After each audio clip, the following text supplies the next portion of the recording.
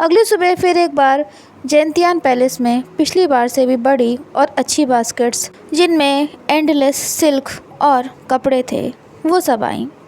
लान जिंगी wing से कहता है कि एम्परर ने नोटिस किया है कि योर हाइनेस ने जो कपड़े पहने हैं वो उनके लिए सूटेबल नहीं हैं। इसलिए अपनी सिंसियरिटी शो करने के लिए एम्परर ने हमें ऑर्डर दिया है कि हम हिज हाइनेस के लिए सिल्क के हाईएस्ट ग्रेड को लेकर आएं। विंग सोचता है क्या घुमा फिराकर बोलने का तरीका है ये। विंग के कपड़े पुराने और बेकार लग रहे हैं। क्या एम्परर यही कहना चाहते हैं? वो अपने दोनों हाथों को फोल्ड करते हुए बोला, लान जिंगी तुम यहाँ सिर्फ इन्हें देने तो आए नहीं होगे। लान जिंगी एक खूबसूरत स्माइल के साथ विंग से कहता है, yes of course your highness. His majesty के प्रेम को कितना अच्छे से समझते हैं ना। एम्परर आपके लिए एक और इनविटेशन देना चाहते हैं कि आप उन्हें डिनर के लिए मेन पैलेस में ज्वाइन करें। विंग तुरंत कहता है, तो फिर इन सारे गिफ्ट्स को वापस ले जाओ। मेरा एम्परर के साथ कोई लेना देना नहीं है। लान जिंगी विंग को मनाने की कोशिश करता है तो विंग कहता है, मैंने कहा ना जाओ यहाँ से। वेंचिंग भी फिर से अपनी फेवरेट कुदाल लेकर सामने आ गई और लान जिंगी खुशी में वहाँ से भागने के लिए तैयार हो गया। पर तभी लान जिंगी की ज़ोर से आवाज़ आई। वो कहने लगा, हिज मैजेस्टी हार नहीं मानेंगे, वो कल फिर से कोशिश करेंगे। ये सुनकर वेंचिंग बोली, तो फिर ठीक है, मैं भी तुम्हारी पिटाई करने के लिए यहाँ खड़ी मिलूँगी। ये देखकर विंग को हंसी आ गई और वो बोला, वेंचिंग अपनी इस माउथ की वजह से तुम किसी दिन मुसीबत में पड़ जाओगी। वेंचिंग विंग से बोली, लान जिंगी एक टीनेजर है, वो मेरा कुछ भी नहीं बिगाड़ पाएगा। एम्पर अपनी जगह बार बार उसे भेजकर आपकी डिसरिस्पेक्ट कर रहे हैं। तो विंग कहता है, ये पहली बार नहीं हुआ है। अगर एम्परर ये चाहते हैं कि विंग उन्हें अपने दिल में आने दे तो वो बुरी तरह से हार रहे हैं। तीसरी विजिट पर दोनों ही तरफ के लोग अपनी गलतियों में काफ़ी कुछ सीख चुके थे। विंग लगातार एम्परर के गिफ्ट्स को रिजेक्ट करता जा रहा था, इसलिए इतने सारे सर्वेंट्स को बास्केट के साथ जैंतियान पैलेस में ले जाने की कोई ज़रूरत नहीं थी। तो इस बार सर्वेंट्स की जगह हैंडमेडन लाई गई थी जो अपने साथ अनगिनत टूल्स और सीढ़ियाँ लेकर आई थी। अपने रॉयल हाइनेस की परमिशन लिए बिना ही वो पैलेस के अलग अलग पार्ट्स में काम करने लगी। टूटी हुई छतों को रिपेयर करना और पुरानी दीवारों पर पेंट करना। विंग अपने पैलेस में ये सब होते हुए देखकर चौंक गया। वो अपने रूम से जल्दी से बाहर आया और बोला, हे ये सब क्या हो रहा है? जैंतियान पैलेस की मेन एंट्रेंस पर लान जिंगी इंतज़ार कर रहा था। वो स्माइल करते हुए विंग को वो करता है और कहता है, योर हाइनेस एम्परर ने सुना है कि जैंतियान पैलेस में बहुत सारी रिपेयर की ज़रूरत है और उन्होंने ऑर्डर दिया है कि जल्द से जल्द आपकी टूटी फूटी छतों और दीवारों को फिक्स किया जाए। दिन में थोड़ा ज़्यादा शोर हो सकता है, लेकिन हम पूरी कोशिश करेंगे कि योर हाइनेस की फार्मिंग में बिल्कुल भी इंटरफेयर ना हो। विंग जिंगी से कहता है, तुमने किससे ये बात सुनी है?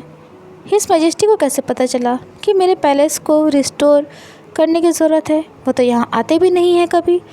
तभी वो जिंगी से कहता है, तुमने उन्हें बताया है ना, तुमने उन्हें मेरे पैलेस की कंडीशन के बारे में बताया है ना। लान जिंगी बेचारा अपने दोनों हाथों को जोड़ लेता है और अपनी आंखें बंद करते हुए कहता है, योर हाइनेस प्लीज़ मुझे माफ़ कर दीजिए, लेकिन मैं योर हाइनेस को ऐसी कंडीशन में रहते हुए और नहीं देख सकता। आपके और एम्परर के पैलेस में बहुत फ़र्क है, बिल्कुल ज़मीन आसमान जैसा।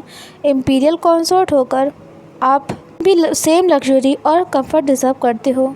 तभी विंग कहता है, मुझे कोई फ़र्क नहीं पड़ता है, यहाँ कोई विजिटर तो आता नहीं है और हिज मैजेस्टी भी यहाँ कभी नहीं आते।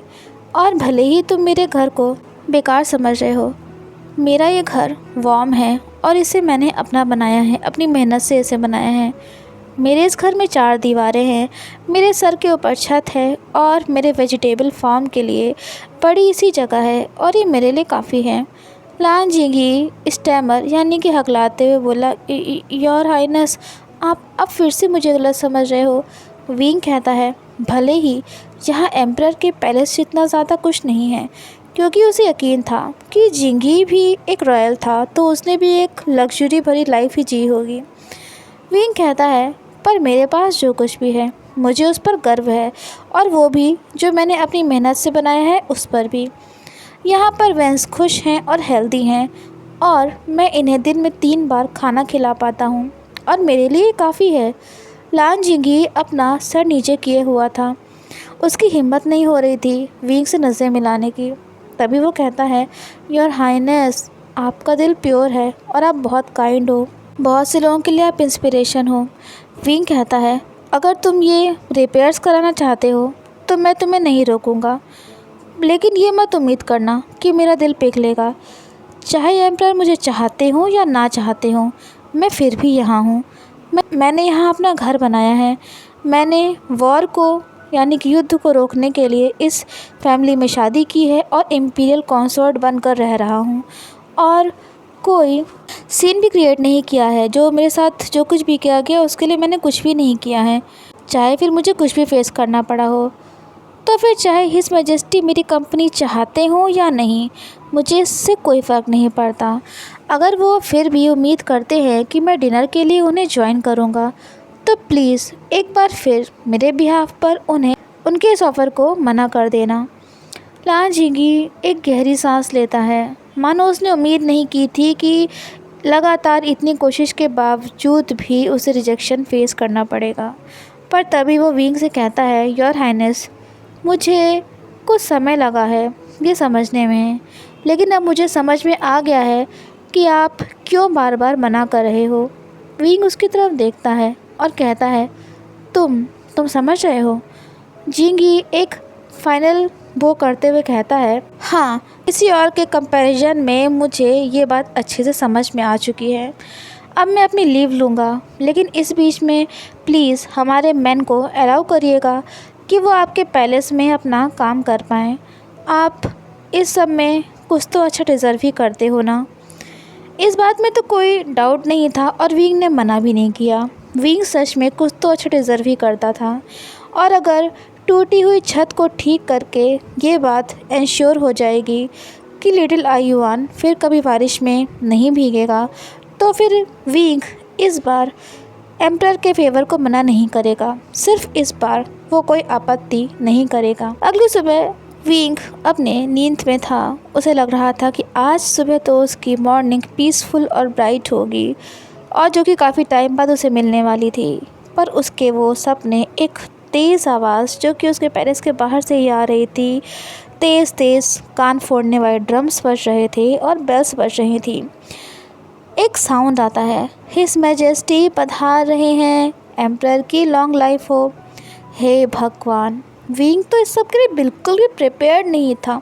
वो इस बार जल्दी से एक बेस्ट सिल्क पीस को ढूंढने लगता है। ऐसा इसलिए नहीं था कि वो एम्परर से डरता था, पर वो इस बात को बिल्कुल भी नहीं स्वीकार कर सकता था कि एम्परर उसकी और उसकी लाइफ को नीची निगाहों से देखें, और वो एम्परर को दिखाना चाहता था कि वो यहाँ जेंतियान पैलेस में उनके बिना भी बहुत बहुत अच्छे से रह रहा है। विंग एम्परर को बिल्कुल भी कोई मौका नहीं देगा कि वो ये सोचे कि उनके बिना विंग बिल्कुल भी खुश नहीं है।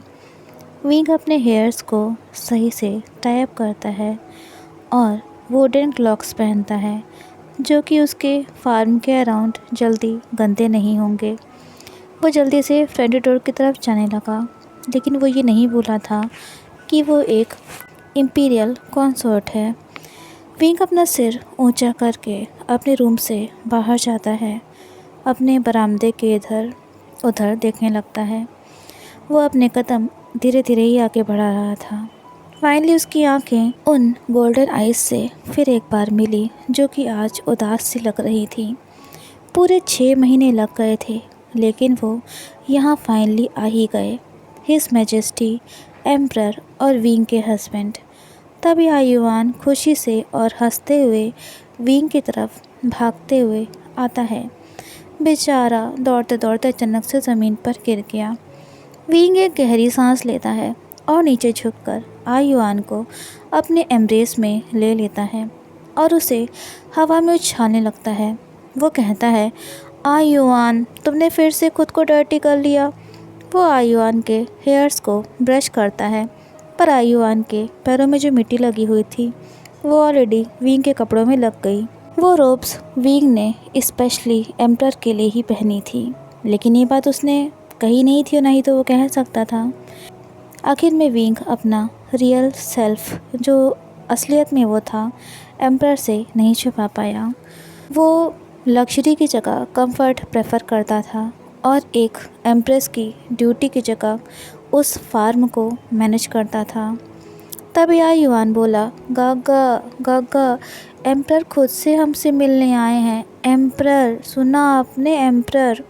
विंग को पता था कि एम्प्रर यहाँ सिर्फ इसलिए आए थे क्योंकि उसने बार बार उनके साथ डिनर करने के लिए मना कर रखा था, और ये कि एम्प्रर किसी प्योर इंटेंशन से वहाँ उससे मिलने के लिए नहीं आए थे।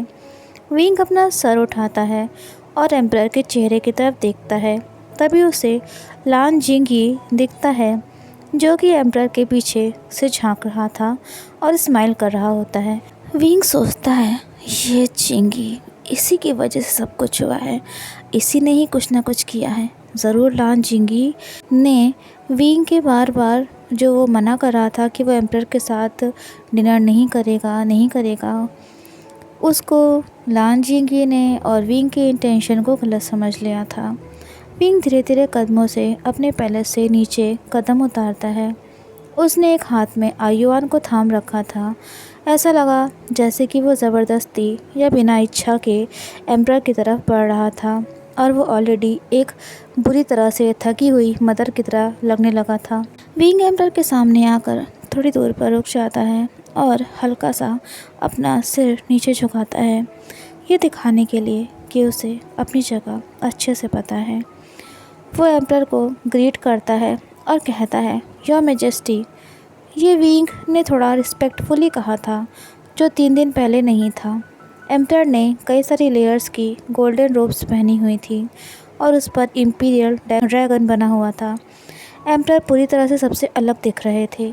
जहाँ विंग खड़ा था, उसे साफ साफ दिख रहा था कि एम्प्रर ने अपनी मुट्ठी बांध रखी थी। ब्लूइश ग्रीन कलर की वेन्स उनकी पेल स्किन में साफ साफ दिख रही थी। विंग सोचता है कि उसने ऐसा क्या किया होगा कि ऑलरेडी एम्प्रर इतना गुस्से में लग रहे हैं।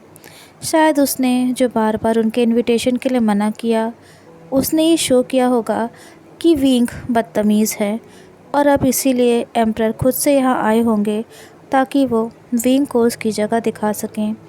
लेकिन फिर एक बार जब विंग ने ऊपर देखा तो उसे एम्प्रर के फेस पर जो कोल्डनेस थी वो नहीं दिखाई दी, बल्कि उसकी जगह एम्प्रर की नज़रें वैसे ही नाजुक तरह से थीं जब विंग उनसे मेन पैलेस के बैकयार्ड में मिला था, जब एम्प्रर के हाथ विंग के कमर पर थे और वो दोनों उन नीचे गिरते हुए लीव्स के नीचे खड़े हुए थे। तभी एम्प्रर डेस्परेटली बोलते हैं, विंग। उनकी वो सिंपल सी वॉइस ही काफ़ी थी विंग को पिघलाने में, पर वो ऐसा नहीं होने दे सकता था, वो ऐसा नहीं होने देगा। भले ही एम्प्रर बहुत ही ज़्यादा खूबसूरत थे, अट्रैक्टिव थे, पर ऊपरी लुक्स काफ़ी नहीं थे उसके टूटे हुए दिल को जोड़ने में। विंग अपने जहर भरे शब्दों को कंट्रोल करते हुए कहता है, इस लोली वन को यकीन नहीं हो रहा है कि एम्प्रर को मेरा नाम याद है। हिज मैजेस्टी बहुत काइंड हैं कि इस लोली कॉन्सर्ट से पहली बार वो हमारी वेडिंग नाइट के बाद से यहाँ मिलने आए हैं। तभी एम्प्रर दर्द भरे एक्सप्रेशंस के साथ कहता है, उस रात कोई वेडिंग नाइट नहीं थी। तो विंग कहता है, यस ऑफ कोर्स थी, मुझे याद है, मैं वहीं पर था। उसने अपनी पूरी रात मैरिटल यानी कि शादी वाली पिलो को अपने आंसुओं से भिगोने में बिताई थी, तो उसे तो याद ही होगा ना। एम्प्रर अपने हाथ को ऊपर की तरफ उठाते हैं। ऐसा लगा वो विंग को कंफर्ट कराना चाहते थे, या उसे समझाना चाहते थे, या उसे अपने दिल की बात बोलना चाहते थे, लेकिन तभी वो अपने हाथ को पीछे कर लेते हैं, जैसे कि वो अपने को उसके लायक ना समझ रहे हों। सो फ्रेंड्स, ये पार्ट यहीं पर एंड होता है। कैसा लगा कमेंट्स में ज़रूर बताइएगा, और वीडियो अच्छी लगी हो तो लाइक शेयर ज़रूर करिएगा, चैनल को सब्सक्राइब करना मत भूलिएगा। मिलते हैं नेक्स्ट पार्ट में। Till then take care and have a good day.